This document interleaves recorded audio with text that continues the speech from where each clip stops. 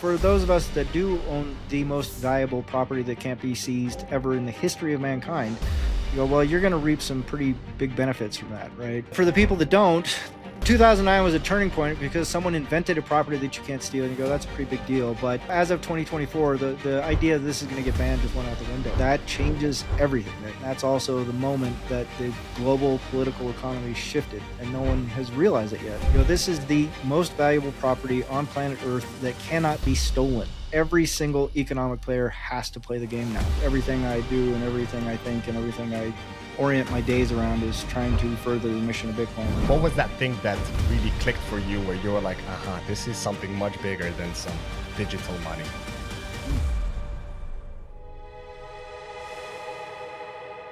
Welcome back to Your Bitcoin Story, the show where we explore the people, paths, and passions behind Bitcoin. I'm your host, Gigi, and today's guest brings a powerful mix of academic rigor, entrepreneurial spirit, and deep Bitcoin conviction. Joining me is Daniel, MSc graduate from LSE London School of Economics, founder of MicroSeed.io, and the author of a thought-provoking book, The Great Realignment: Power, Money, Greed, and Bitcoin. Daniel is one of those rare voices who doesn't just talk about Bitcoin. He connects it to the deeper currents shaping our world. You may have seen his insights on X, where he posts as at Daniel21E15, breaking down everything from monetary history to psychology of capital. In today's conversation, we'll dive into his personal journey, exploring the ideas behind his book and unpacking what it means to build and think long-term in a world that often feels like it's losing the plot. Daniel, welcome to the show. Wow, thank you so much. What a wonderful introduction, man. I feel like $1 million. My pleasure. That's the goal with every introduction. I try to make the guest, as comfortable and as good as possible. It usually sets out for a nice conversation. So thanks a lot for taking the time to come on the show, and I'm really looking forward to our conversation. Oh, me as well. Yeah, and thank you for having me. I mean, it's a great show. I had a great time meeting you in Prague, and we had a nice little chat there in the little lounge upstairs. So I'm really excited and really enthusiastic to be here. Thank you so much. Perfect. Daniel, likewise, the feeling is mutual. So let's hit it off. Let's start with your Bitcoin story. How did you first discover Bitcoin, and what was that thing that really clicked for you where you were like, this is something much bigger than some digital money?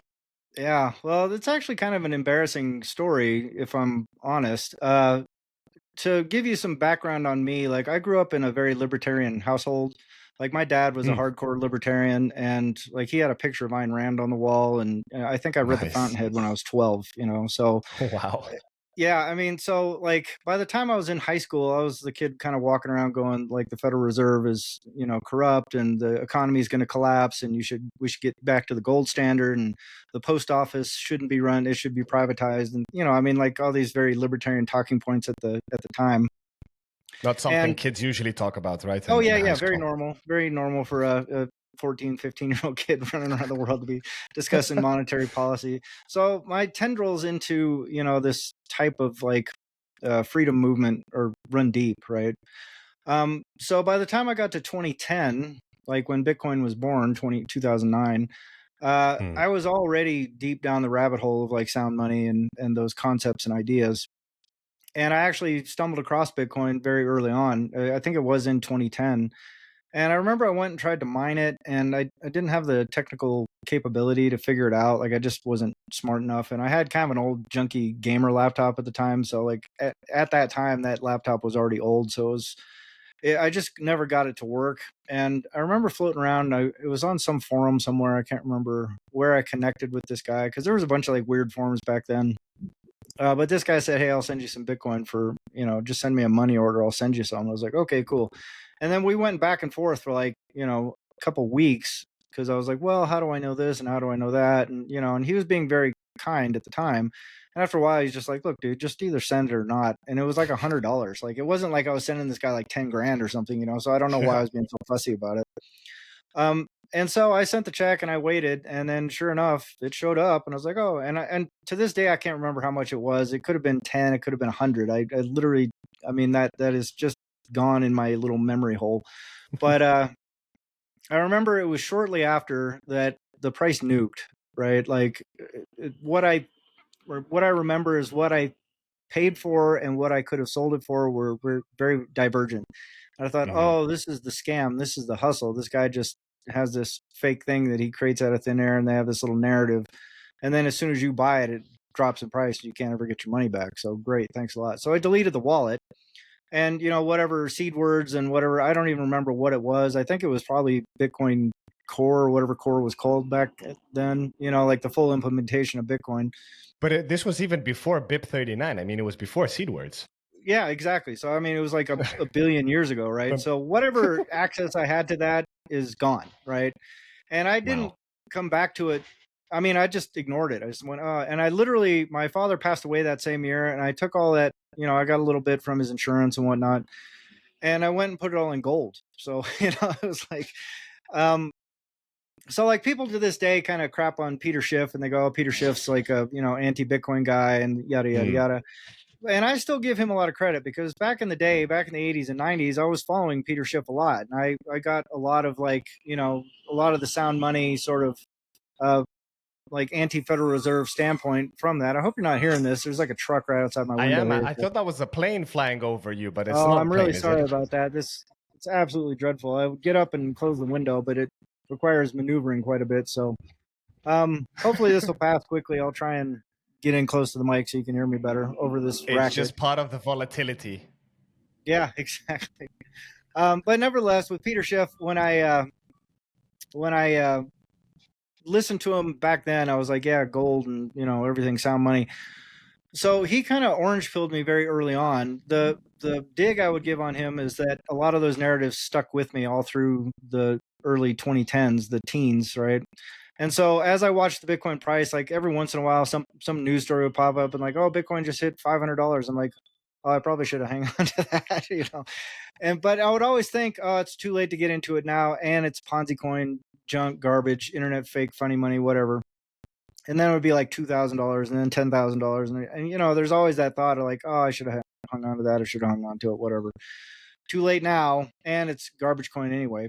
So it wasn't until around 2020 that I started kind of getting back into it. And even then I was still deep into shitcoining because I looked at like Bitcoin as just another shitcoin, right? And so it all seemed very equivalent to me. And it wasn't probably until 21, 22 that I went, oh, I'm wrong about this. And the thing that kind of cemented the deal was twofold. It was, I actually sat down and listened to all 10 or 15 hours of the Sailor Breedlove series, and people kind of crap on both those guys now from time to time. Bitcoiners do anyway. But that was pretty transformational for me, and just hearing that argument laid out. And then a book by a young man called Jason Lowery and Soft War. And people crap on his head a lot too. And it's right there. It's one of my favorite books. No matter what you say, great. Soft War is one hell of a read. And it's a thesis. This wasn't a book he wrote just to like sell books. It's his thesis. So I fully support you, Daniel, on that one.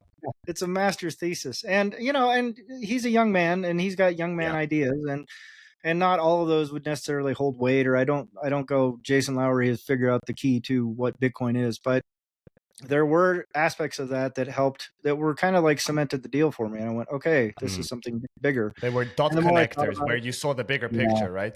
Exactly. So so that's the long-winded journey of like, I went from goldbug libertarian teenager to Bitcoin hardcore maximalist. Everything I do and everything I think and everything I orient my days around is trying to further the mission of Bitcoin. Get people to run nodes, get people to take self-custody, and get people to really understand what this asset means to the world. It's so much bigger than I think most people give it credit for. If you're enjoying the show, it would mean a lot to me if you had hit subscribe and leave a quick rating or review. It helps more people find these conversations and support the mission. And if you need help getting your Bitcoin off exchanges and into self-custody, or if you're ready to build a robust, bespoke inheritance plan, the Become Unruggable one-on-one consulting program, where you will work exclusively with me, is exactly what you're looking for. You can find all the ways to reach out to me in the show notes down below. You shouldn't be ashamed of that. It's just like it's a bit shocking that you had this like nearly a decade long, like window from where you got Bitcoin so early on, where you had no idea what you're holding. And as you said, it might have been tens, hundreds of Bitcoins, and then just boop, delete the wallet, and that meme from South Park, and it's gone. Like, it's just done. And then Like looking at it for years, hearing like 500,000, 2,000, 5,000. And it's like, I missed the boat. I mean, even people today, right? In 2025, looking at it, Yeah. whatever, how many cuck bucks it is. I'm looking at my BT clock, $122,000. They're like, I've missed the Yeah. boat, you know? But then Right. it's going to be 500,000 and 1 million and 5 million Right. and 10 million. And they'll be like, oh, I should have bought Yeah. it when it was 120 cuck bucks now. So it's always that dilemma of, you know, getting in. But I guess the takeaway is, you know, just have the conviction, study deeper. And as you said, the Sailor series are fantastic, no matter if you like or don't like the guy or even Breedlove. I mean, still, like, what they provided was fascinating. That got so many people converted into Bitcoin. I had so many guests on that. Kind of that series was really what made it for them. And also prior to that, Peter Schiff getting into Bitcoin. I had a few guests. Actually, I think you're the fifth guest that's like, thanks to Peter Schiff, like he actually got me to, you know, to look into Bitcoin. So kudos to him. I don't know, as what he said in Vegas, that he's the man that got the most people into Bitcoin. He surely did get a lot, but still, like, thank you, Peter, for sending beautiful minds our way. But I guess, so from 2022, once you really kind of, you know, took the full status of Bitcoin Maxi, how was the journey then leading to, as I mentioned in the intro, you wrote a Bitcoin book. How did that come about? Were you planning to do it, or you were just writing, or where did that idea come from? Well, that is sort of rooted in like when I'm kind of a late bloomer, and I went to law school as an adult. You know, I'd worked in the film and television industry for a long time, and in a tech part of the industry, we were doing like film deliverables and things like that. So it wasn't like I was hanging out with movie stars; I was hanging out with computers. But you know, so from that, I kind of left that industry because it's highly toxic. It's not a great place to be. You can make a lot of cuck bucks doing it, but it's a huge demand on your time and your family life and things like that.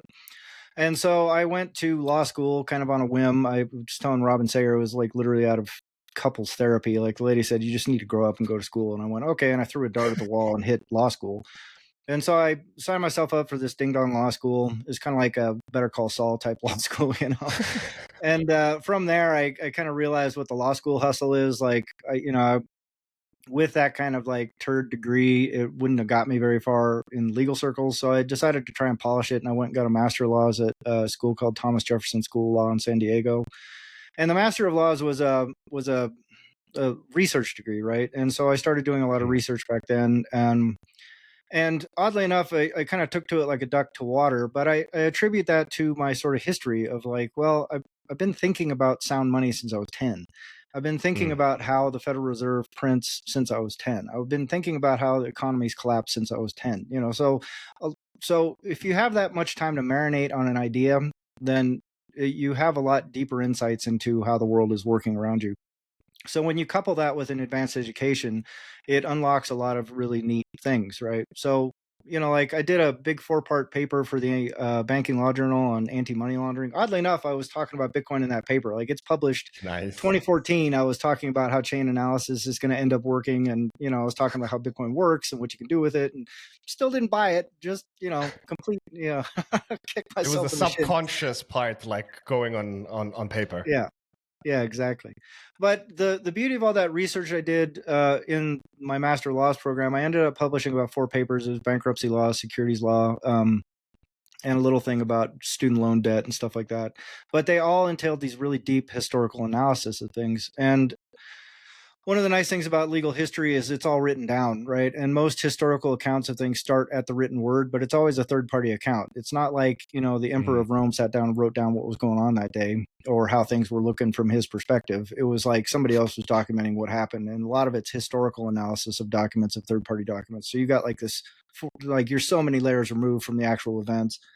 And you can even see that like in U.S. history. Right nowadays, they come out and they say those big words, but they have no idea what the average Joe is experiencing in the real life. Yeah, none, exactly.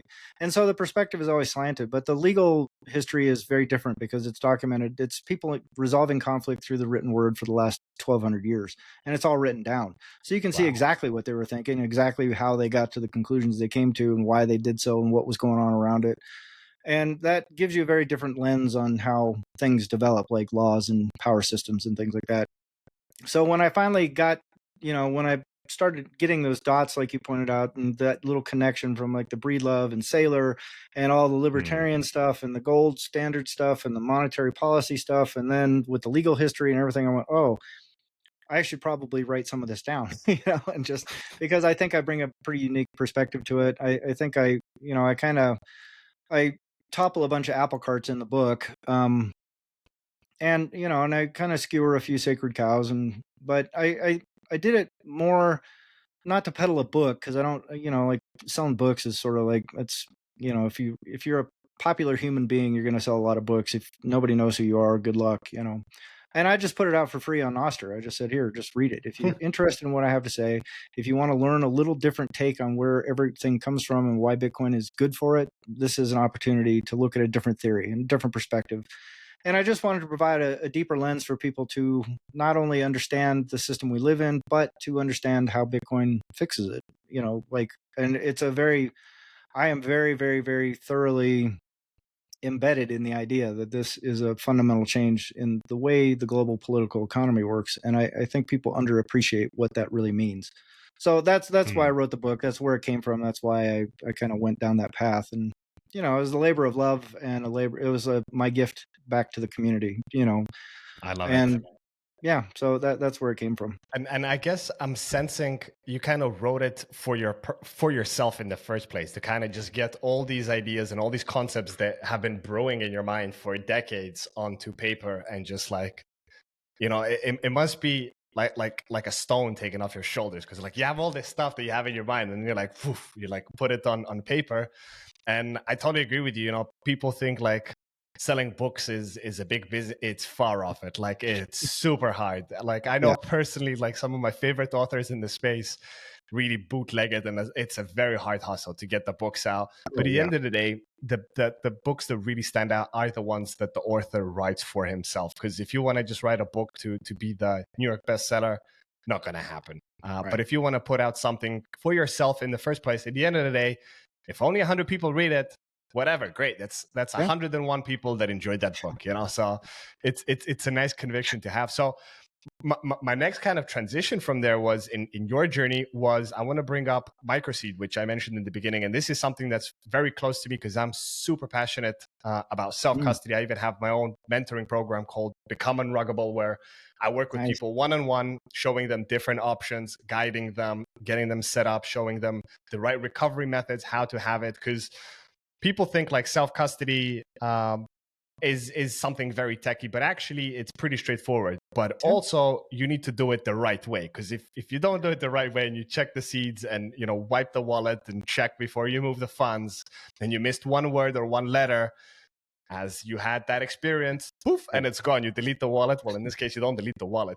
You have no wallet in the first place. There's nothing there. It's gone forever. So as we have more people coming in, I think self-custody is super important. So I would love to hear, how did the MicroSeed come around? And I don't know too much about it, so I'm personally interested to hear more about the product, because I've been closely affiliated with the good friends of the show, StampSeed, which have a very straightforward, it's a titanium plate. You get your fuel. Every time I bang in a plate for another wallet backup, I feel like a locksmith back in the day, like banging away with a hammer and everything. But you guys have a little bit of a different approach. So before you share about the approach and kind of what's unique about the MicroSeed, how did the idea come about? Oddly enough, because I had a StampSeed as well, right? And I would like to say out loud, as loudly as I possibly can, I think it's a great solution. I think it's absolutely wonderful. It's human readable. It's super, super sturdy. It's a great way to store your seed phrase, and there's zero shade towards those guys at all. Like, I love their product, and I also used it. I picked it up. I can't remember where I got it, but I paid Sats for it from I can't remember where.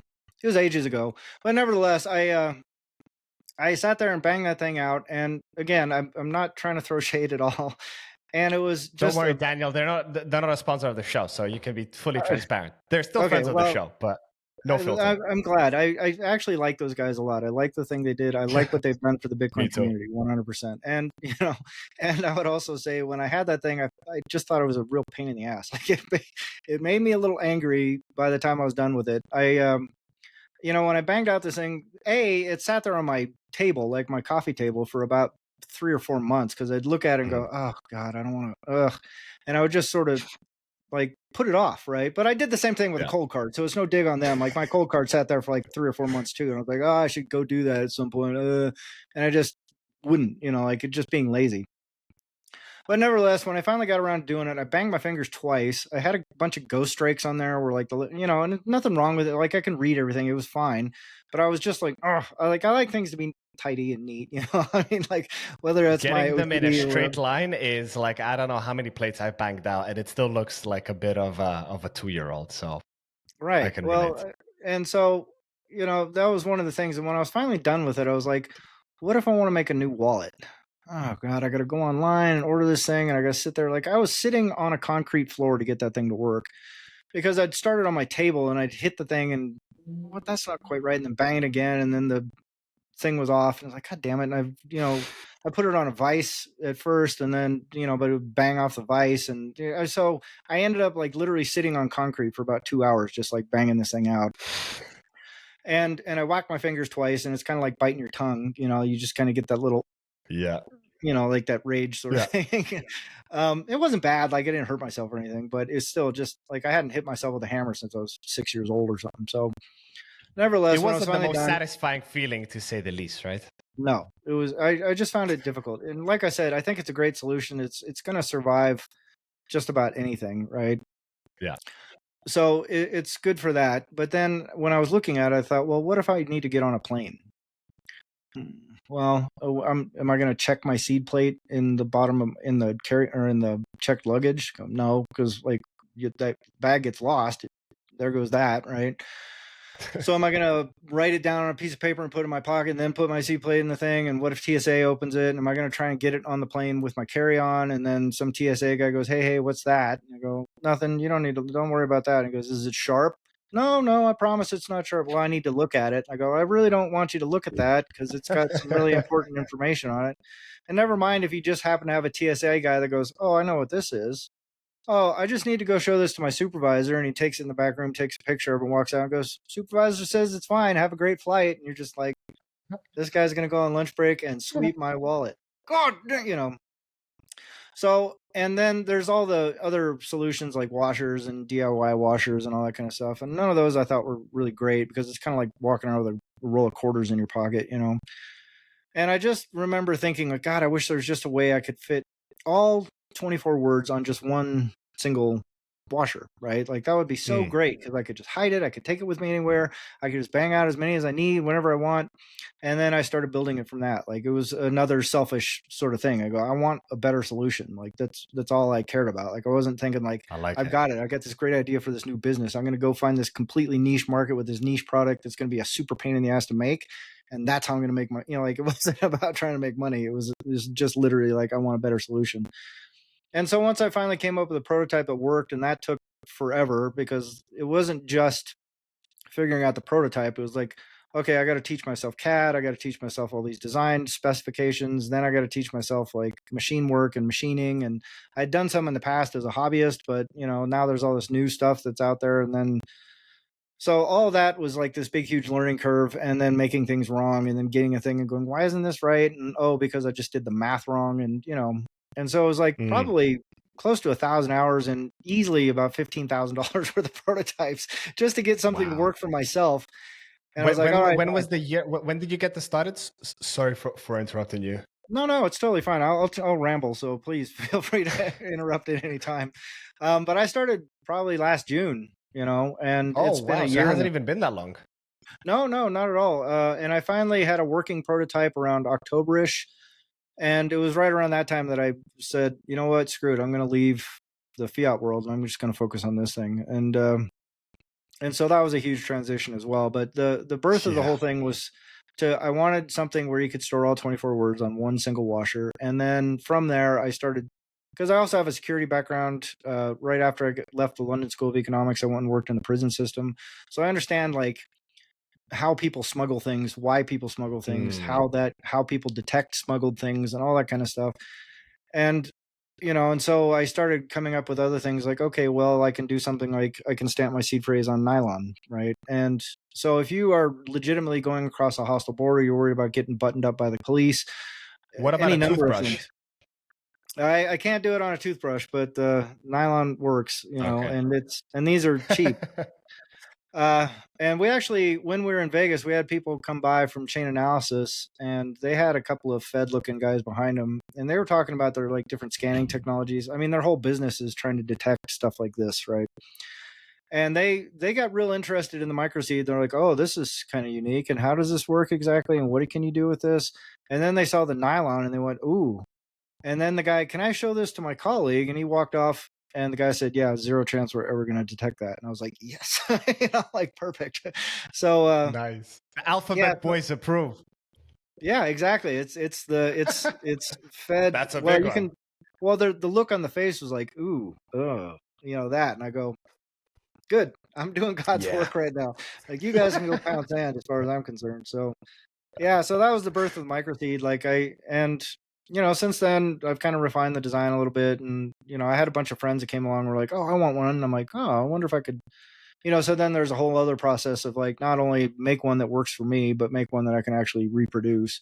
And that took another few hundred hours and a bunch of prototypes and a bunch of nonsense, and also a little self-schooling on international, you know, supply chains and like what tariffs are and how, Mm. ocean freight works and just dealing with customs and all this kind of stuff. Like it's this whole other side of the world that I'd never really had any exposure to, but I'm slowly but slowly getting to a place where it's like, okay, but it feels good to me because I feel like much like you, my big thing is like I don't really care about like how many microseed things I sell. I care about how many people I can get Mm. orange pilled and doing self custody. And my thing, the Yeah. whole goal was to make it as easy as possible and as safe as possible for someone, so they're not like me. So they don't get a new wallet and go, oh, I'll put it on a piece of paper and put it in my safe and just hope for the best. I go, no, you can make 10 wallets today. You can go down to the home improvement store, get yourself a Mm. bag of washers for $10, and you can bang out as many wallets as you want. You make a mistake, you can mash this thing flat and turn it into goo and then start over. You need to sweep a wallet because you're worried something got compromised, no problem. You need to make another wallet because you want to travel somewhere and you just want to have a backup, no problem. If you want to do this, no problem, no problem, no problem. So it's like I want to give people as many tools as possible to take self custody, to make that as easy as possible. We're working on ways to get multi-sig to work with it. We're working on ways to get passwords to work with it. We have to do custom runs on the punches to make lowercase letters Mm. and apostrophes and stuff like that. But that's in the works. I mean, we're hoping by January that we're going to have that. So I want to make this thing like as robust a solution as possible. And with the sole purpose of like, I want as many people on the arc with us as possible. I want as many people that don't understand how important Bitcoin is to understand how important it is and then do the right thing with it, which is to take self-custody, take their sovereign ownership of the only property that's ever existed in the history of mankind that people can do that with. And that is the ultimate mission of me, MicroSeed, and everything I've oriented towards. Get people on the Bitcoin standard and get people to take self-custody. I love it. Yeah, nowadays there's, of course, with the influx of the ETFs last March, and then this whole treasury mania of like buying these shit stonks to like have exposure to Bitcoin, but you actually own no Bitcoin. You just own some IOU of some shitcoin company, and the fundamentals of just holding your own keys, or how many people still hold it on exchanges. So I launched Become Unruggable beginning of this year because I also transitioned from my 9-to-5 Fiat mind last year. I left both of the Nice. minds and I went full-time into working on really, full dedication on the podcast, but also I had to monetize it somehow. And that's, what gave birth to Become Unruggable. And up to now, every single client I've worked with, not many, it's around 10, give or take, but every single one of them was holding Bitcoin on Coinbase. It's like every single one of them. I'm like, how did you do it? And some people started 12 months ago. Some people started a few years ago.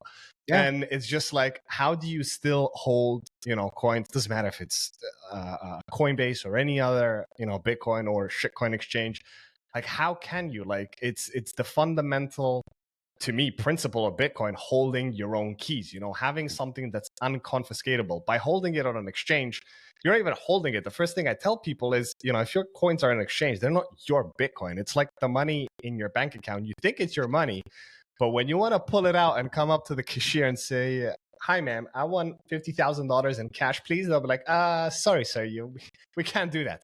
We got no cash, or you need to provide all these numbers." Or same thing with exchanges. I know personally of friends that wanted to withdraw, that were stacking for a long time, wanted to withdraw large amounts, and the KYC came in. "Oh, sorry, sir, we need, these proof of funds and this one and that one," and they're basically just massaging them until you give up and say, whatever, I'll just keep them on the exchange. And it's just like, it's scary. Why not go into self-custody? And there's so many solutions.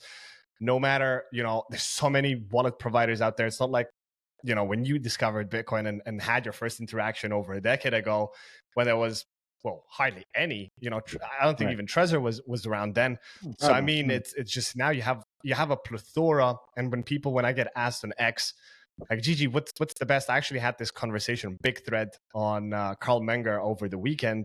People were asking me, what is the best Bitcoin wallet? And you know what I usually reply to that, Daniel? I tell them, that's like asking me what's the best car. Like, what do you mean, what's the best wallet? It's like, do you want to go to the mountains? Do you want to go speeding on a racetrack? Do you want a pickup truck to move load? Like, there's many different wallets, and it depends on what's your use case, what's your technical ability, like how paranoid are you? Do you really want to go like ultra air gap, multi-sig, diversified everything, Shamir seed sharing, or you just want to keep us, single sig, which actually single sig, I think, gets a lot of negative stuff, or actually keep it stupid simple. Like, I love the acronym KISS, keep it stupid simple, because a lot of people also rug themselves by being over paranoid of having, like, I don't know, Fort Knox security, and then God forbid they pass away and the family's just like, we're never getting this. Like, it's untouchable. So it really depends on the person. So I really love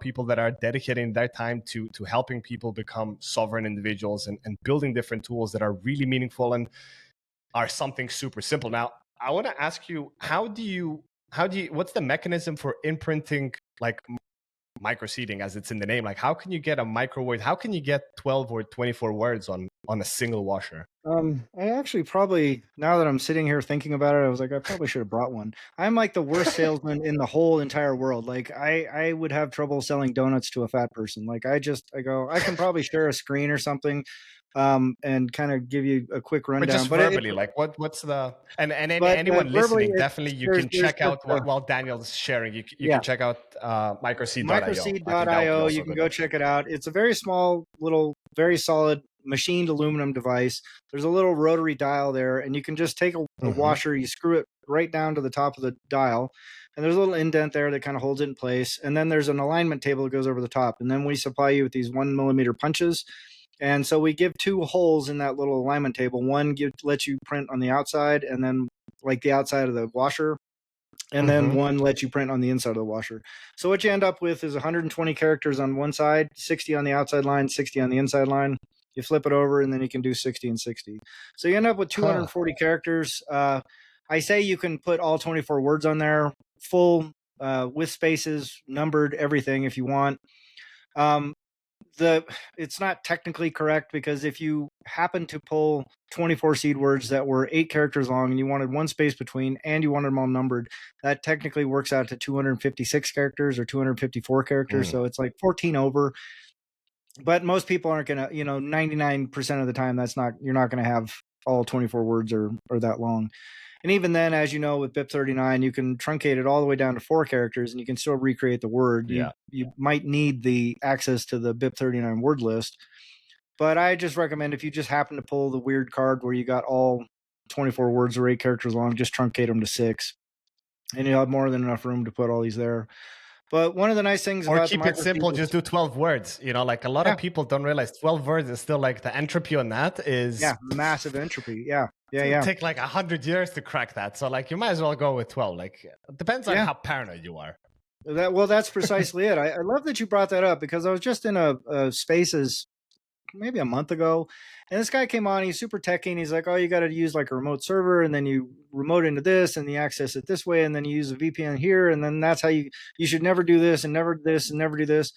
And he went into this big thing, and I can hear the brains frying, like, over the spaces, right? People are just like, like, gone. And I'm like, dude, you're talking to people that think email is magic, right? Like they don't understand like not even 1/10 of the words that you just said. And what you're doing is you're making yourself feel better about how much you know, and you're intimidating the shit out of people that don't know anything. So Yeah. it's great for you, it's not great for them. And but the funny part of that is at the end of that story, he said, "Yeah, I did all this, and and I remember I created a new wallet, and then I transferred the words to a plate, and then I threw away the wrong plate.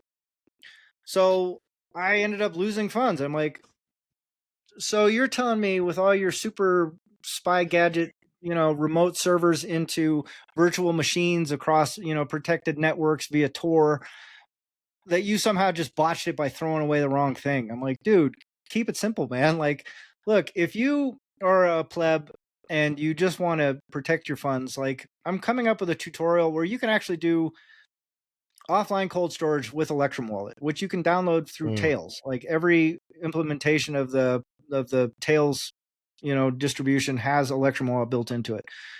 Yeah. And I'm a big fan of Electrum just because I without revealing all my security whatever, because I'm a nut job. I'm one of the paranoid nut jobs. I think Electrum wallets are great because you can sweep small amounts into them. It's 12 words, super easy to do. And like to your point with the 12 words, I go, that's great, especially with a microseed, because you can put your actual 12 words on side one, and then you can put Mm. 12 fake words on the back. Only you know which one's which. Or you can do 12 Nice. or 6 words outside here and 6 words on the inside on the back. And when you talk about sufficient entropy, you go, there's a ton of entropy there, and you don't need to do anything. And you can just all you have to remember is Mm. the first word of the line. You go on the outside line, puppy dog or puppy is line is word one. Everything that follows after that is two, three, four, four in sequence. And then on the Yeah. backside, you just have to know that, acoustic is the first word there, and then you're done. And so it's super secure in the regard that if you lose this, well, good luck. Not to mention, most people are going to pick it up. You can barely read it with the naked eye. Like if you got really good Mm. vision, you can see it. But I got to zoom in with a phone, or I got to use a magnifying glass and stuff like that. And you can cover this up with silicone. You can cover it with plastic. You can do all kinds of stuff. So I love that you pointed that out, because if you just go get yourself a cold card, you generate the thing, and then you just stamp that in steel, you're like so much better off than so many people. And that gives you such a deep level of protection. Not to mention, if Mm. you have something like this where you can make like 5 of your seed phrase, and you can go screw one to the back of your mom's refrigerator in Idaho, and Yeah. then you can go to Austria and you can dig a hole next to a lake somewhere out in the middle of nowhere, and you can stamp geo coordinates right onto the back of a washer and go, this is where I have buried 4 feet down in a steel tube. I've got a little itty bitty thing in there. So if something happens to your house and this and that and the other thing, you have options all over the place, and it's very, very simple. There's no rocket science to it. It's Mm. not like some crazy, Shamir's secret share and doing all these like key shares, and the math that goes Yeah. into that is going to break most people's brains. But it's doable. I mean, there's ways to do it, right? But Or you if can you just can keep just it in a toolbox. I mean, like if someone's gonna break into your house, that's the last place they're gonna be looking at. Oh, let me see if there's a seed phrase in this right, toolbox, right? yeah, oh yeah. Is it in your toolbox? You can screw it anywhere. You can put a washer. You can put this thing, right? So you can have 10 Yeah. of them laying around, and if you've got them covered up in something, like I have a tutorial where you can use like a chocolate coin mold, and you can just use silicone and make it Mm. look like a little pirate ship or something like that. Like anybody finds it, they throw it out. Like it's not like they go, Yeah. ooh, let's see if the Hope Diamond is hidden in here. They just it's garbage, Mm. right? They wouldn't even pick it up. You wouldn't even look at it, because why would you? Maybe a little kid would, and then when as soon as mom finds it, she's going to throw it out. So there's but even if they peel it back, if you're smart about how you're recording your seed phrase on it, it doesn't matter anyway. And then if you Yeah. Yeah. toss a passphrase right on top of that, like, you're so bulletproof. And that was one of my complaints about the stamp seed, is like people go, well, what about a house collapse or this, that, and the other thing? I go, if you're talking about a catastrophic collapse situation, you're not going to find that thing either. Like that's No. and there are people like in California right now that still can't get back into their house. And so you go, but all my Bitcoin is in somewhere in that rubble. And they go, well, if you go in there, we're going to shoot you as a looter. And you go, oh, that's not great. And then they come along and bulldoze everything, and you go, ooh, well, shoot, that kind of sucks. Wish I would have backed that up Mm. somewhere else, because it's gone, right? And even if you were allowed back in, good luck finding a 3 inch by 3 inch plate in 40,000 pounds of rubble. It's just like good luck with that. So as a complaint against this, I go, well, yeah, you're not going to find that either. It might be like 0.001% easier to find that than this thing. But this thing, I'm going to have 10 of them laying around all over the place, and good luck finding them and good luck figuring out what they are. So yeah, I love what you said though, man. Like, keep it simple. Just, get off the exchange, get something where it's reasonably secure, and then you have a reasonable way to restore your wallet if you need to, and a reasonable way to get it across a border if you have to, and a reasonable way to, have a secondary stash somewhere, and a reasonable way to deal with a wrench attack, and a reasonable way. Like, you don't have to become James Bond. You just have to be a little bit clever and think about stuff a little bit, For sure. Yeah. And I think like this is one downside that, me having and not just affecting Stampseed, but like all other competitors that do the same, metal plates, may that be punching a hole through it or just, putting in plain sight. Like I was thinking about that once I live, I think I mentioned to you, I live in Russia at the moment. Tomorrow, cool. God knows where I'll live, but I wouldn't be that comfortable going, with a bunch of my plates on a plane and, getting asked, sir, what are those metal plates? Can we have a look at them? And I'm, nah, I don't think so. I'm like, I'm going to leave my family right there in the airport and be like, sorry guys, I'm going back home. Like, I don't know what I would do. And the other thing is it's in plain sight, right? Like as beautiful and as destructible it is, if someone gets access to it, it's like it's right there. It's like clean, line by line, each word, it's numbered where it goes. But whereas on a washer, like as you said, if you don't number it, which is probably the way to go, just remember which word is the first one on both sides. Right. Essentially, the chances of someone cracking that, I mean, if you crack that, zero. You deserve that Bitcoin. Like, it's super hard. So yeah, I'm loving more and more what I hear, Daniel, and it's within, as you said, within my ethos of keeping it super simple, not overcomplicating it. And I think tools like these is what's gonna put that next wave of people into self-custody, which everybody should be in self-custody, and it's just shocking how many people have been in Bitcoin for years that still don't. Yes. And, but the beautiful tools from Daniel and myself and many other Bitcoin mentors and educators, like there's so much help out there. There's so much choice. You can go with, BTC Sessions, does amazing stuff on YouTube, God, but he also has his Bitcoin mentors with 20 plus. I mean, the guy's doing a fantastic job. And then Tony, of course, with the Bitcoin Way, or the Bitcoin advisors down under the world. I mean, there's so many choices. It's just like what flavor you like, you go for that one. So the main point is get into self-custody. Yeah, start somewhere, and you don't have to sweep your whole stack. Just start with something that you're not worried about losing. And I totally understand where people are coming from. Like, there's fear, right? Like, I'm still to this day, every time I do an on-chain transaction, I'm just like, there's a little bit of a heartbeat. You hear the heartbeat in your ears. You're like, yeah, exactly. So so I get it 100%. And I'm a person who's been around tech all my life. Yeah. So if you're a person who's a little intimidated by it, like I don't blame those people at all for being worried about making a mistake. And it's something you can make a mistake in, and part of it is being able to take responsibility and accountability for what you do, right?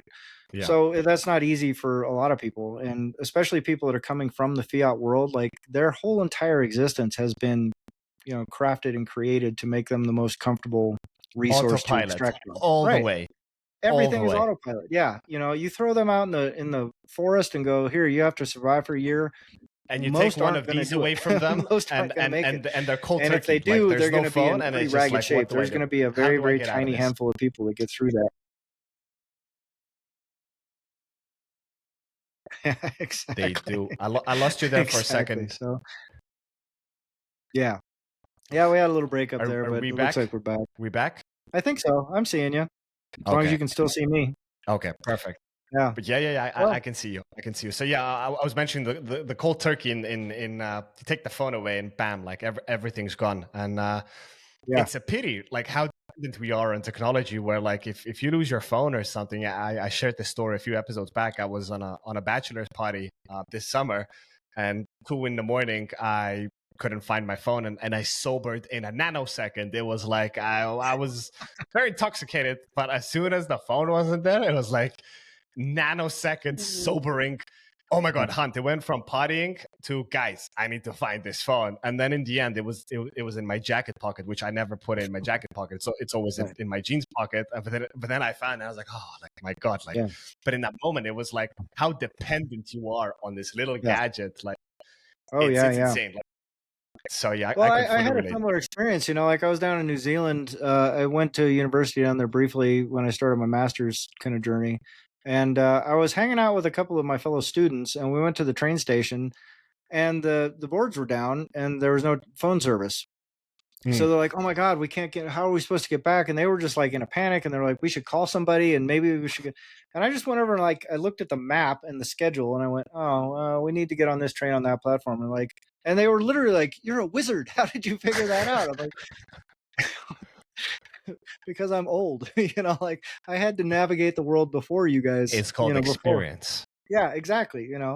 And so it's, just like if you took an Amish person and threw them in the woods, they're going to do all right. If you took a guy from the Hazda tribe down in Namibia or whatever, threw them out in the woods, they're going to do fine. You take your average guy who's been working a desk job for the last 20 years and he's going to have he's going to have a tough time of it, because we, like you said, it's all being curated for us and you know so to make things simple for people, I think is important. I think once they start getting that, though, I think it leads to more self-reliance. I think it leads, once they take that first step of like, oh, I can take responsibility and I can take accountability for something that's very important.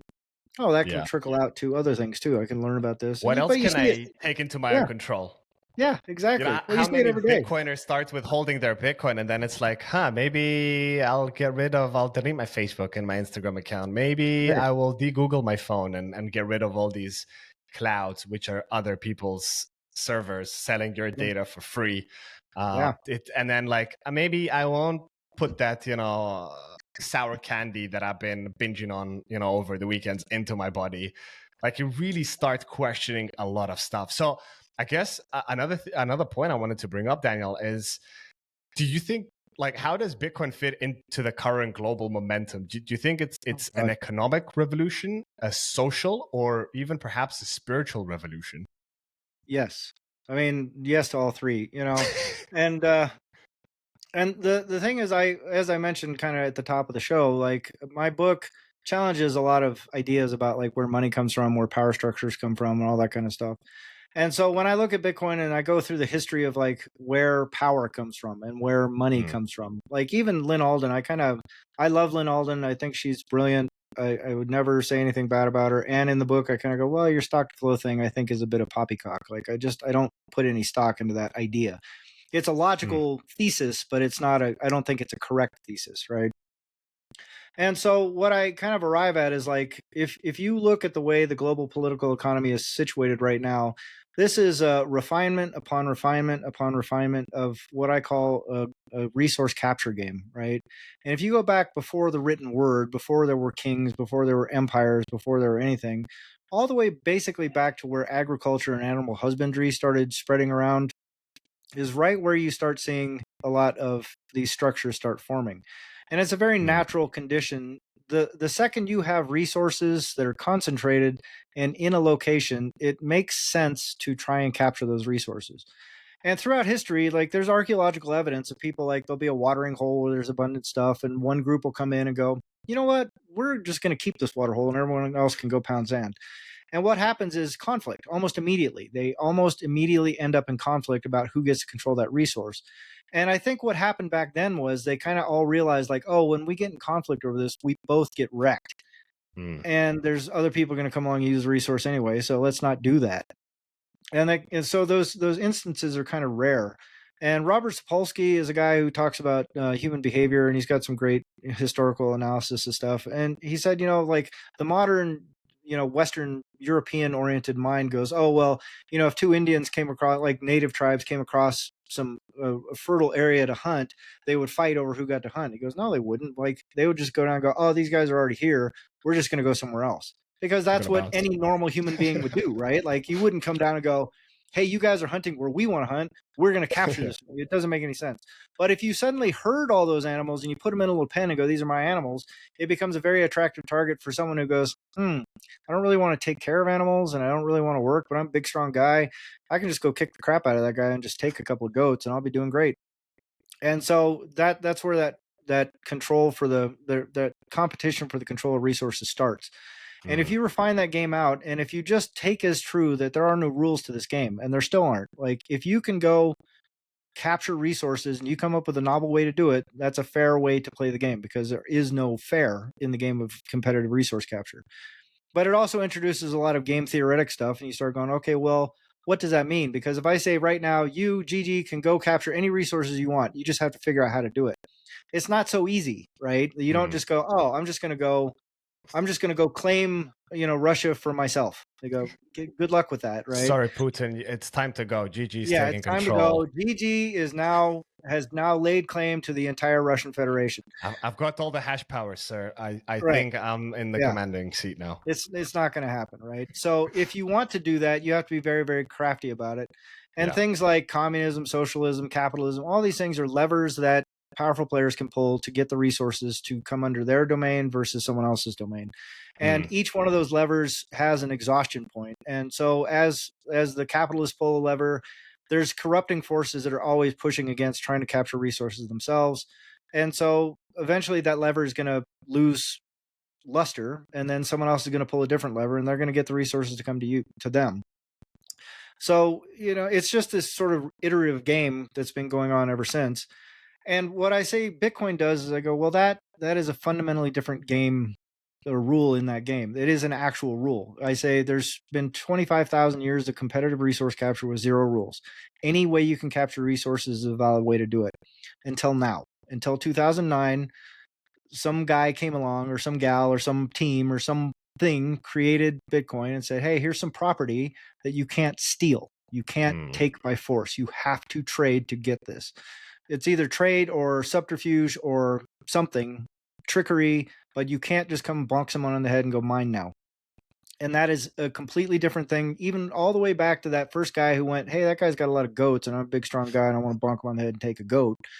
That he can't do that with Bitcoin. And so 2009 was a turning point because someone invented a property that you can't steal. And you go, that's a pretty big deal, but nobody knows about it. Nobody cares. It's sort of irrelevant. Because just like if the guy who was holding his goat said, hey, I have this shiny rock, you can't take this rock, and they go, oh, I don't care. I don't need a shiny rock. I want the goat. But 2024, and Michael Saylor sort of touches on this, and people kind of crap on his head because he's a fiat guy. And I go, well, whatever. He's probably done for more for Bitcoin adoption than anybody I know of, maybe instead of Max Kaiser, what I mean? But he said, as of 2024, the idea that this is going to get banned just went out the window. And I go, yeah. And that's also the moment that the global political economy shifted, and no one has realized it yet. No one, even the most powerful players on the board, save for maybe Michael Saylor, might be the only one who gets it right now. You go, this is the most valuable property on planet Earth that cannot be stolen. And you go, that changes everything. That changes how every single economic player has to play the game now. If you take negotiations now, there's no who's got the bigger guns. It's you got to negotiate or you get nothing. Correct. And so how you orient yourself, whether you're BlackRock or Fidelity or Michael Saylor or the Russian Federation or whoever, they have to reorient the way they acquire resources now. They have to reorient the way they capture and control resources. And the most valuable possible resource that you can get can't be captured. So everything you do has to orient around, how can I make it more likely that I can capture that resource without stealing it? And you go, well, I need to be more productive. I need to have a lower time preference. I need to be more human-centric in all things that I do, or else I'm going to lose ground to the people that are, because that's the only way you can trade effectively. So when people say, what's it mean? I go, politically, it's enormous, and people haven't realized yet. Economically, it's a complete game changer. Whether it gets used as black market money or not, I think is irrelevant. Whether every single human being on planet Earth has some Bitcoin or not, I think is largely irrelevant, because the people that are the players on the board, which we're not pawns in this game. We're not even the paint on the board. We are just resources, just like wood, oil, and We're the other. atoms holding up the board. Right, exactly. We're cattle, However, whatever makes us more productive is good. Yeah. So, but for those of us that do own the most valuable property that can't be seized ever in the history of mankind, you go, well, you're going to reap some pretty big benefits from that, right? But for the people that don't, their world gets better. And it's kind of like along Jeff Booth's idea, like their world gets better regardless if they have Bitcoin or not. They won't even know why. They just know that things are improving, because everybody that's trying to capture that resource, trying to capture Bitcoin, has to do things better in order to put themselves in a position to trade for it fairly, right? Yeah. And that, I think, trickles down to everybody. And as you pointed out, like if you look at Bitcoiners, they get into Bitcoin, they take self-custody, and next thing you know, they're like out suntanning their balls, and they're snorting creatine, and they're doing carnivore diets, and they're running I don't know about 40 the miles a creatine. day. Well, they're changing things for the better. Their life suddenly improves dramatically. And I think that happens on an individual level. I think that happens in a group level. I think that happens in a corporate level. I think that happens on a state level, nation state level, city state level. I think it trickles everywhere. And so if you have a billion micro decisions that are better than the ones they were making a year ago, then you've got a billion better decisions being made all at once. And if you want to talk about exponential changes in the world, that's where they come from, not from like, we got freedom money and smash the state. It comes from, hey, everyone's working towards pro-human outcomes instead of anti-human outcomes because they're chasing fiat. So long-winded take there, but that's where I'm coming from in terms of, and spiritually, how does that fix the world? You go, man, if you just take as true, there is a higher power or not, kind of doesn't matter. The spirituality of humanity is do things that are pro-human, don't do things that are anti-human, help human beings thrive. And when human beings thrive, then they are less likely to be destructive to the rest of the things. And spiritually, that elevates everybody. It reduces conflict, it reduces tension, it reduces stress and strife. And so it hits everything. It touches on everything because it changes something so fundamental in this game that we've been playing for so long without rules. Like, we have a rule now, and it's a far bigger deal, far more profound than I think people give it credit for. And I think that awakening will come. I think that great realignment is just over the horizon. I don't think it's going to take long. Like, people go, oh, we got to collapse first, and we got to do this. And I go, well, maybe. Or maybe like 2 or 3 years from now, you're just going to look around and go, hey, you know what? I know it's not perfect, but things just are a little bit better. And 10 years from now, you're going to look around and go, wow, things are like really nice right now. There's way fewer people in poverty, and way more people have access to all the things that we enjoy in the West. And that's pretty good. And you're elevating a lot of creativity and thought and awareness, and you're elevating the human consciousness at that point. And you're doing it in a way that's peaceful. And so if I sound Pollyanna or, kind of overly optimistic, I go, that's fine. I think I'm going to be right. Like, no, I think I fully support you. I mean, that rant was beautiful, and I think we're gonna short clip that into a bunch of sections and trickle it away on the TikToks and all of those platforms for the Gen Zs to really hear what Bitcoin is. It's not just NGU. It really fundamentally changes everything. And the fascinating thing is that a piece of code that wasn't just created by Satoshi. He connected the dots of many different, from Adam Back's technologies, Nick Zappo, Chaumian, eCash, Chaumian, eGold. There was so many. Like, Bitcoin was 30 years in the making, which most people don't realize. And then Satoshi, like this beautiful mind, just connected the dots and put it out there, not asking any permission. He asked Adam Back and a handful of cypherpunks for their opinions, but even those guys didn't buy Bitcoin then, because they didn't see it as such a fundamental thing. But now, like, what we realize 15/16 years later, it's insane how it changes fundamentally everything, as you just mentioned in the last 10 minutes, from like the economic situation to the social, to even the spiritual thing. I had a great, I started a new concept on the show called Proof of Thought, where I have like a roundtable discussion with a number of guests. And the first one was actually Bitcoin and spirituality. And we had Lauren Hodl, we had Eric V. Stacks, which is a frequent guest on the show, and Tomer Stromley. And, Tomer said how, like, since religion was invented, we never had like something that all religions had in common, like that we had a global consensus on something. Never happened. It was always like the Muslims versus the Christians and the Jews, and just like it was everybody fighting each other. And then like with Bitcoin, it's like, these are the rules, guys. And doesn't matter what religion, what color your skin is, like how rich or poor you are, this is the rules we play with. And it's just like, it's fascinating. And it's what's even more fascinating is, as you said, Daniel, and I fully support that, how 99.99999% of the people out of this 8 billion people that we have in the world don't realize how it changes everything and how quickly it will happen. In just a mere 16 years, we went from like basically just digital code that even the cypherpunks were like, what is this? Like, does this have any value, to being the 5th largest asset class by market cap in the world in 16 years? I cannot imagine where we'll be in 16 years, let alone 60 years or 600 years. Because I truly believe Bitcoin is going to be here maybe even for 1,000 years. Like it's just so impeccable. And the reason I believe that thoroughly is, as you said, you can't break it. You can't change it. I mean, there is a scenario like it's not immortal. Like if Bitcoin Core gets, there is a chance that it ends up bad, but the likelihood of it ending up well outweighs it by a long distance. So I'm really hopeful that, really, as you said, in 10 years time, people will look around, and even the people that don't hold Bitcoin say, wow, like the world is actually better. Now, may that be with the fourth turning, which our good friend Lawrence Lepard talks about in his book, The Big Print, and other people. But I don't know if that has something to do with it, but just generally, I think Bitcoin and the way that people, us as humans, we are put into this world, I believe priority number one, to love each other, because love is the most powerful thing. And the second one is to collaborate and make this world a little bit better. And, if you combine those two things, nothing else really matters. The fiat numbers in your bank account don't matter. Do you have a Lambo or a Toyota Prius? Doesn't matter, because it gets you from A to B. Like, those things don't really matter. You actually, Bitcoin, to me, the most important thing, and which I share nearly in every episode, is it gives you the power of time. You reclaim your time from the future. You get it today.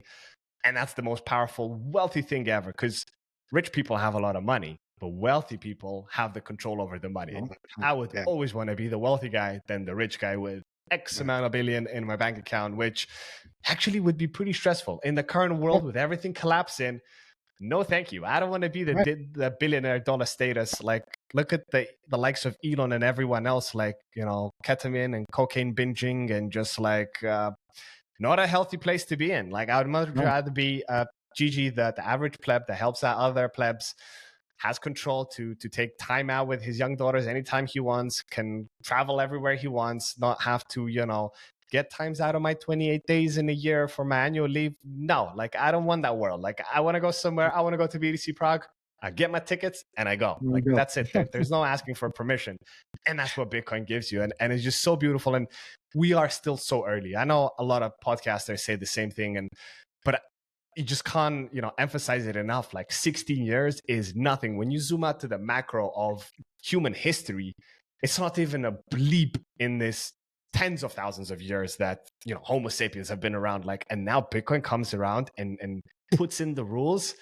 Wow, like, if you're not buying Bitcoin after this episode, as someone famously said, if you don't understand it or don't get it, I don't have time to explain. Sorry. Like, I got nothing else. How much more conviction do you need here? But well, I love what you said, man. I think it was really beautiful, really well said. So I just love it. I love the take, and I agree with you, man. Not to interrupt, but I just wanted to say that was of course great, man. I love it. Well, because that's what it's all about, and that's what I love about, circling back where we met in BTC Prague, like the energy and like the timelessness that you have in these events. Like, there's no envy. Oh, he's got a better product than me, or, oh, he's pinching my self-custody clients, I'm not going to go speak to him. No, there's none of that. You know how I like to see it, Daniel? Like, whenever Bitcoiners get together, I give this analogy. We're like radio receivers, and we all tune into 21.0 FM, and it just cleaned like music. Like there's no noise, you know? And then like the crypto guys come in on like 96.0. It's like, and you're like, you don't hear nothing. It's like, no, man, like tune into the right station, you know? Like, and once you tune in, it's just like, it's pure signal, it's pure joy, it's pure love. And what I love about the space is the camaraderie, how everybody supports each other. And whenever everybody needs help, I always say to, you know, all the people that I interact with, even the listeners, if you ever need my help, you know, feel free to reach out. Like, I would love to help as many people as I can in this short amount of time that I'm going to be on this planet. That, you know, that's what life is all about. It's not about chasing that next promotion, chasing that, you know, how am I going to get extra rich? Like, if you carry on stacking sats and in 4 years time, my God, you're going to be in a much better position, and you're potentially going to be in a position like Daniel and myself and many other Bitcoiners to say, hey guys, I'm stepping away from this job, and that's that, you know. And I think the higher the numbers, going back to the numbers, that is important as well, of course, you know. But at the end of the day, that gives you the freedom to step away. You know, in December when we were approaching the 100K, and everybody, I'm sure you remember, Daniel, it was like yesterday, everybody was saying, what are you going to buy when Bitcoin buys 100K? And Gigi got that question as well. I'm not immune to these viral questions. And Gigi said, at 100K, I'm buying my freedom. Like, I'm not buying myself a Rolex or a house, or I'm literally resigning from my fiat mines and saying, voila, I'm off. I want to focus on my stuff. And it's been the best decision ever. Maybe I should have done it earlier. It would have been hard doing it at 15K bucks per Bitcoin. But anyways, it only took what, like 18 months, like 24 months to basically get there, which is nothing once again. And I highly advise everyone listening, like, if you just, you know, are disciplined and DCA every month, forget looking at the price, just DCA whatever you can afford to put into Bitcoin, just put it in, don't look at it. In 4 years time, you open up that wallet, and you're going to be amazed at the freedom you will have. And you don't have to step away. Some people, I recently had a guest on which we discussed, you know, us Bitcoiners say, you know, leave the fiat job, come work with us. But like, at the end of the day, if you're like a lawyer, for example, or a doctor, or a musician, or you do something that you truly love, not just for the bucks, but for your own passion, man, go ahead and do it. You don't have to swing. It's not black or white. Just, if you're doing something that you love, just keep on stacking those sats, that one day, you know, you will have the freedom to get the things that you really desire. Yeah. Or maybe do those things in a different way, or something that aligns better with your ethos or your ethics or your philosophy. Correct. Yeah, I agree. absolutely, I agree. I want to swing it around now back to one thing you mentioned, Daniel, with people in 10 years looking around and, you know, feeling like, you know, having the lifestyle that people have in the West. And I want to bring up this idea of, why do you think the West is lagging with regards to grasping Bitcoin's potential compared to other regions which have been so deprived historically, such as, you know, African continent and also LATAM to a large extent? Well, I would say, like I've posted in the past, you know, like, people are really sleeping on Africa, and there's a lot of young, energized, talented people down there. And right now, if you mention, you know, like Nigeria to someone, they go, "Oh, Nigerian prince and a scam." And I go, "Well, but those guys are learning valuable technical lessons while they're running those hustles, and they're also, not all of them are hustling scams. They're hustling other stuff."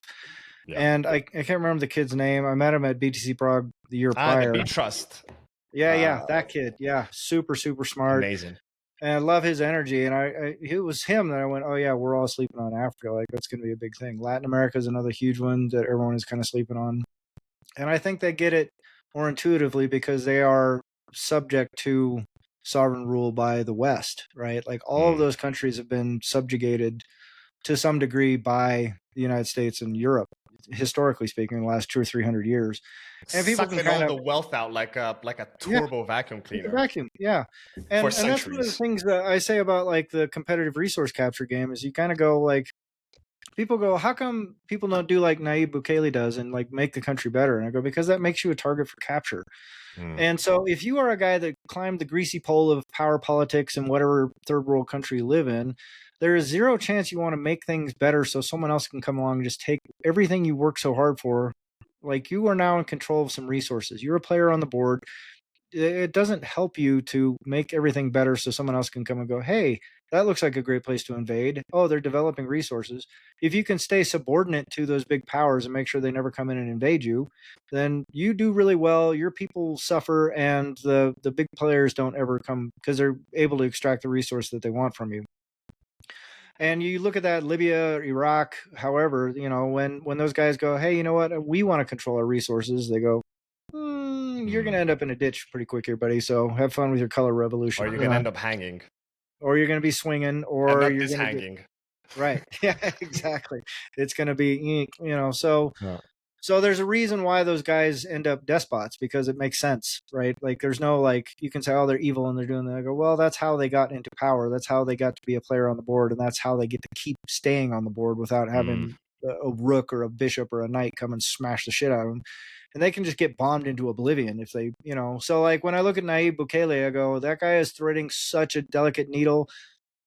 Anybody that criticizes that guy, I go, you have zero idea what it means to be in any sort of authority over any sort of major resources. Like that is, and that he's pulling it off, I think, is the more remarkable thing. So much praise to him. I think he's going kind of for the Singapore model, but I also I go, it's a very different world, man, because El Salvador has been directly tinkered with by the United States government. They've directly gone in there. They've directly destabilized that country. They've directly interfered with everything that happens in that country.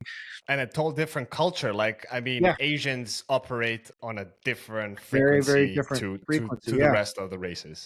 Not saying better or worse. It's just they're very different. Like it's very, very different. Well, I mean, it's all it goes back to like the way they were sort of came up in the world in terms of how they view community versus individuality and things like that. So I touch on that a lot in the book as well, but without going into it, I just go, when we're talking about these big shifts and these big power plays and everything like that, like it's a tough road for these people to navigate, and so when you say like, well, how come they're catching up quicker than we are? It's because they've been under the boot of it for longer than we have. And right now we're feeling the boot, but it's kind of like if you're cattle in a herd lot and they just start cutting down your feed, you might bitch and complain about it. But if you're the cow that's been outside the feed lot and struggling to get by, and the farmer's been stealing food from under your feet so he can feed the fat cows inside his ranch, you go, well, of course they get it first because they go, hey, there's a new source of food.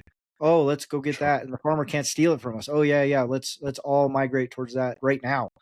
Whereas people here are like, well, but the farmer's going to give us better food. He keeps promising we're going to get better feed next year, But Amazon Prime delivers it with a drone to my front step. Like, I don't need that. Exactly. Right? So that's why I think we lag, because we are very well curated resources, whereas in the global South, they're not. They haven't been curated yet. They haven't been introduced to everything, like the creature comforts that we take for granted. They are still struggling to get in a lot of places. It's come up a lot, like unmistakably, like the plight of most people in the world is much better today than it was 40 years ago. 100%. And it's still very unequally distributed. And, the resource extraction game is kind of coming to an end in the West. So there's going to be a realignment there as well. But I think Bitcoin makes it so it's a smooth transition is sort of my ultimate thesis. I don't think it has to be fourth turning, the end of the fourth turning. I kind of argue, like, I think COVID and all those lockdowns, I think that if there was any sort of point that you would fix and say, yeah, that the turning, or it's hard to argue with like a group of oligarchs intentionally or otherwise let this thing get out into the world, and then they shut down the entire global political economy for a few weeks just because they felt like it. You go, how much more draconian, fascist, crazy, Orwellian dystopian can you get than a handful of people all decided by force to force everybody to stay at home until they just completely disrupted everything? You go, that's pretty big. I mean, get jabs with nanotechnology involuntarily, or you go to jail. Right. Yeah, exactly. Even crazier. Not just staying at home. I mean, like it's complete madness. If you would have told that story in 1910, they would go, there's no way that could happen. That is the most horrific future I could possibly imagine. I go, we just went through it. So if you're talking about the end of a turning, I go, how much worse do you want it to get? Because any worse than that is literally nuclear war. Like, what do you want, man? So that's a great point. So I think we're in the beginning. I think we're on the upswing, man. I really do. And I think we weathered that storm. We got through it just like every other big storm that's happened in the world. And now those people are very rapidly losing any control or authority. They blew it. They took their shot. They went, this is it. This is how we're going to capture all the resources. And they went, oops, oh shit, that didn't work quite the way we thought. And now they're getting desperate. And now they're doing stupid shit. And you can just see it sort of manifesting That's all why around we the see world. this clown world with like all this like Exactly. bombing or different countries 100%. invading, propaganda smashing left, right, and center. Nobody knows what's real or what's fake anymore. Yeah. It's just going into like turbo cycle. It's like they know the end is there, but they're like, come on, let's milk this cow. Let's squeeze out the last drops of milk that can, come out before, like I said, before the cow just dies. Yeah, I think they took their big shot with that last event. I think they really went and said, okay, this is the way we're going to restructure the world so we can take power now. And it didn't work. And I liken it to the same way like when Adolf Hitler just decided, hey, I'm going to go and take over Europe. I go, it's a big play. You tried. Didn't work, dude. So you're in a ditch now with a bullet in your brain. Yeah. And so I think all these, the Lagardes of the world and the, Bidens and the whoever's, they all took their shot and it didn't work. And so if they're not careful, they're going to end up in a ditch with a bullet in their brain too. But that's I don't think it has to get there. I think it just I think those people just become more and more irrelevant. That's kind of true. where And like one thing that is also fascinating is that like you would always think that the most the kind of the most advanced societies, what we call modern day first world countries, the majority of Western countries would be at the forefront of grasping this super revolutionary technology and just like milking the hell out of like stacking sats, having a fridge that's like hashing Bitcoin for you. But no, there's like like a well in the middle of a savannah, powering a village that's never had electricity, getting Bitcoin and actually improving their life from like not 0 to 1, but like 0 to 100. And those people that have been for generations just literally, as I said, suck the wealth. I mean, everything, even like the opportunities that they have. It's not just the wealth and the minerals that they sucked out, but like what you can do every day it's been horrendous. But I had since I was super young. So I was born in a tiny little island, which Bitcoiners know very well. It's called Cyprus. Until the haircut, it was a country that wasn't really known. It was like, it's that Greek island. It's not really Greek. There's Turks on it. Like, what is that island? But then like the haircut came about and all the Bitcoiners, when I mentioned Cyprus, they're like, oh, Cyprus. Yeah, that's the haircut one. I'm like, yeah, that's the one. And my first trip from Cyprus, actually at 11 months old, was to Kenya. We used to have land in Kenya. So I used to travel and I actually started walking in Kenya at 12 months old. So I have like deep connections to the African continent, specifically Kenya. I think, honestly, having traveled the world, most corners of the world, Kenyans are genuinely some of the nicest people that you can ever meet. And anybody that's been to Kenya can confirm. And those guys have hardly anything. Majority of the country still, unfortunately, lives in mud hats. Like there is like poverty is like through the roof. Yet every day, the kids, men and women, they all have the biggest smiles. They're just happy that they're alive. Like it's a very bipolar experience coming from the quote unquote the first world, in Cyprus and Russia and UK and everywhere else that I lived, to going there where they have nothing, but yet they're so much happier. But I remember early on, which most Gen Zs have no idea what a Nokia 3310 is, but I remember not the Snake game, which was the greatest mobile game of ever created, but I remember Kenyans having no bank accounts, and still today, most of them still don't. And they used M-Pesa with their phones to send basically money to each other using, the GPS. Yeah. And I was just fascinated how these guys are paying each other instantly over their phones, which are like, dumb brick phones. They're not an iPhone 16 Pro, like flipping heck, like 15 years ago. And then I go back to the developed world and you need to do a bank wire and it takes like 3 to 5 business days and you're waiting like 10 days to get this like 50 $50 through. And I was like, wow, like how does that go? And then when I discovered Bitcoin, I was like, wow, if like any continent's really going to grasp this and really dominate it, it is Africa. It's just a matter of time. And as you mentioned, B-Trust, sorry, man, I'm really bad with names. I know his company's Beatrice, but I'm sure if you type in Beatrice, you will see. Yeah. It starts with an A. I'm really terrible Yeah, with like names. an I'm Amadou good or with something. faces. Yeah. But Right. like Africa is really a continent. And there's actually, I was on a phone earlier with a new friend, Sully, who I met in Prague. And he invited me, and I think you should look into it, Daniel, and anyone listening to this who's more interested about what's happening in Africa. He invited me to the African Bitcoin Conference. It's called ABC, which is happening the first week of December, 3rd to 5th of December in Mauritius, beautiful Mauritius. So that's another reason to go visit. Yeah. And it's I believe their third one. Like I literally never heard about this conference before.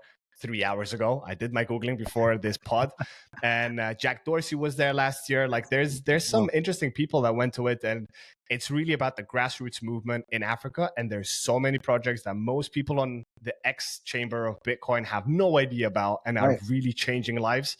This is not another treasury company putting some, paper Bitcoin on their on their books. Like there's really people doing big things. So Africa, I'm super bullish about, and, I fully support everything you said, Daniel. So maybe that was a long rant, but I just wanted to kind of reshare it. And I have new listeners to the show, and I shared this story nearly 2 years ago when I launched the pod. So to the new listeners, I guess there was some new content about Gigi, but that's what I wanted to add. I think it's great, man. Like I'm so grateful that I got to meet you in Prague. And it was such a, like all these sort of relationships that happen at these conferences, they're very flukish and it's unexpected. just like there's no pretext, there's no cold emails, this, that. Oh, I want to meet you for a 10-minute. It was just like random, sit down, get talking. Just happened to be at a table. And I think Roger Wang was there, and talk about like Roger's Bitcoin authors, like he's a great guy. But yeah, I mean, I'm so grateful just because like it's very energizing to me to hear these perspectives. And I go, yes, right. There's people on board. There's people to get what this really means. It's not, it doesn't matter about your micro strategy, whatever, micro yield, micro whatever. Like that's fun. You are fun. the yield, guys. Yeah, that's you are the yield. You are the yield. Let those TardFi guys come in and do what TardFi people do. Ultimately, and it's I think a free market. If you want to do it, do it. Just like you will never convince me. I say this like I've never owned Master, and I never will own Master.